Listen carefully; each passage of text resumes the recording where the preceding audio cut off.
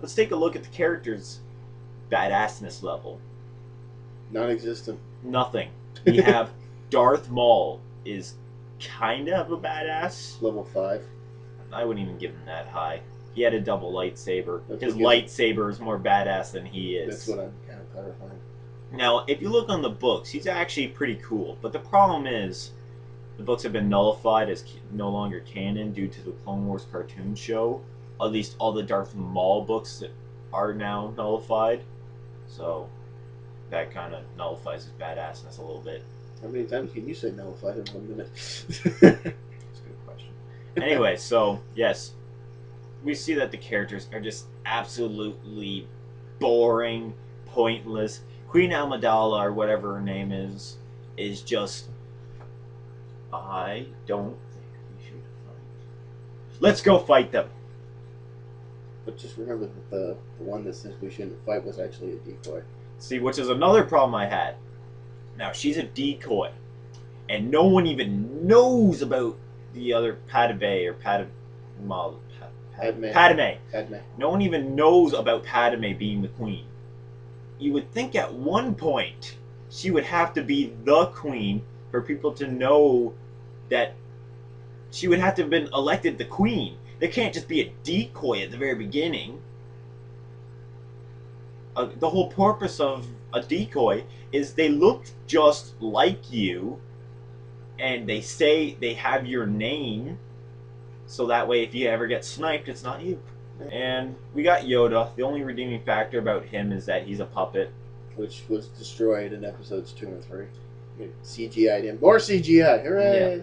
Yeah. And another problem I have with this movie, not as much referring to the CGI, but the things that weren't CGI'd weren't even done with. For example, the Nemodians.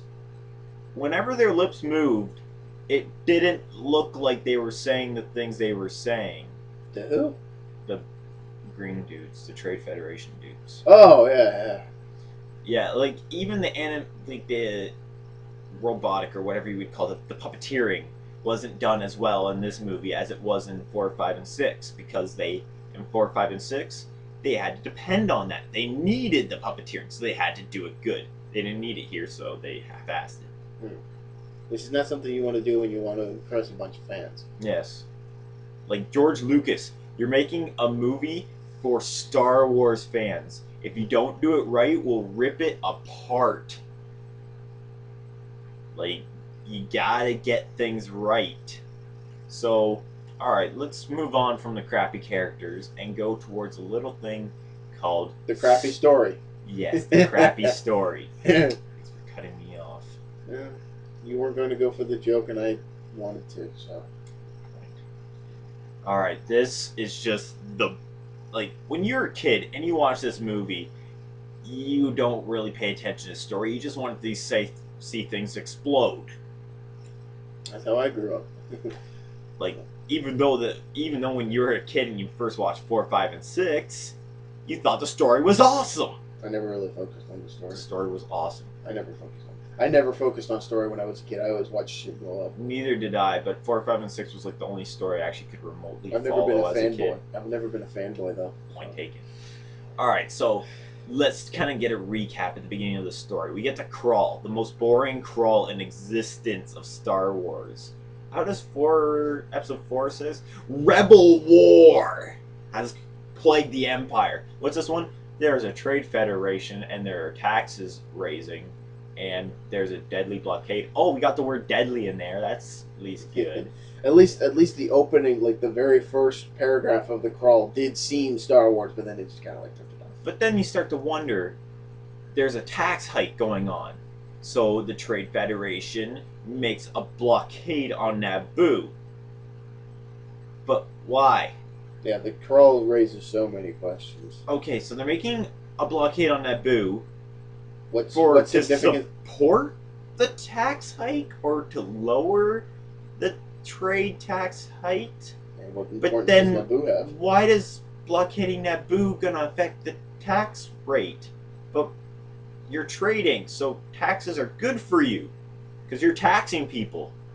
Are you trying to? And you have a lot of ships for a trade federation. I'm telling you that. Usually, when I think of trade, that's how a species works. They they, instead of military might, they'll present a trading Barter system. So they have a lot. Switzerland, for example, they were strictly neutral in all the wars.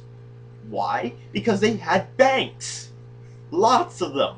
They had all of everybody's money, so they didn't really need a huge military. They had one, but they didn't need a huge one. Why do these guys need an entire droid army? We're failing on something we like to call continuity. So here we see just how screwed up the story is. Now, okay, so they send the 2 Jedi to negotiate. Spoiler alert. Just a spoiler alert. They fail. Bum, bum, bum. Spoiler done. There's about the only like plot twist, I guess, in the movie, because you didn't see it coming, because you have no idea what's going on.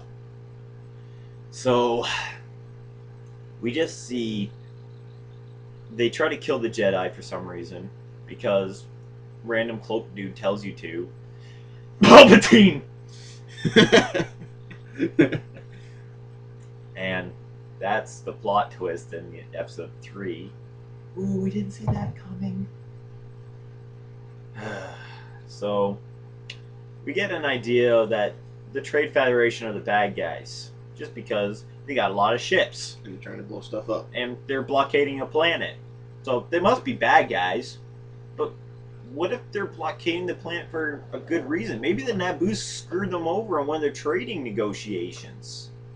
Maybe, like, we're not given any reason to hate these guys besides the fact that they look funny.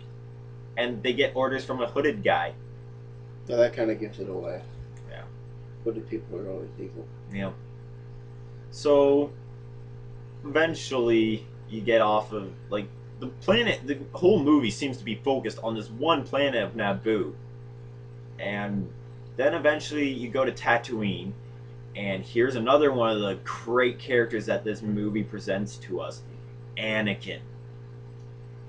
This guy is, now, we all of us hardcore Star Wars fans know Darth Vader's name is Anakin. So immediately we're like, that's Darth Vader. Why does he look like a little kid?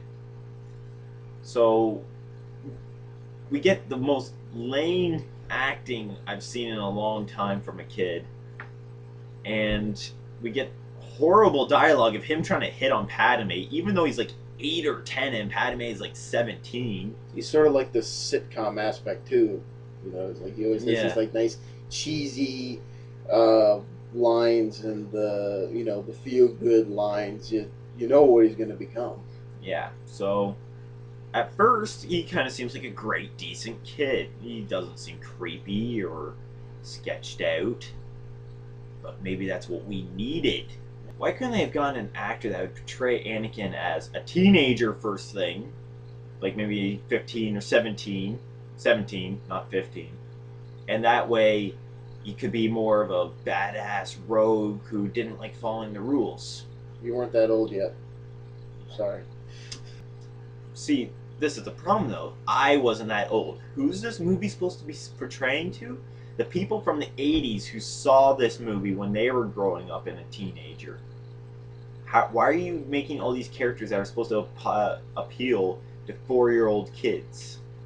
Now, I was about 12, 10 when this movie came out. Maybe not even that.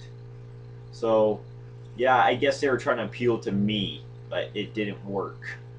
And basically what it seems like they were trying to do is they were trying to bring in a new audience to the Star Wars universe. The thing is, they didn't need to. Yeah, kids already liked the old Star Wars movies. They had enough fans to like support them. Yeah.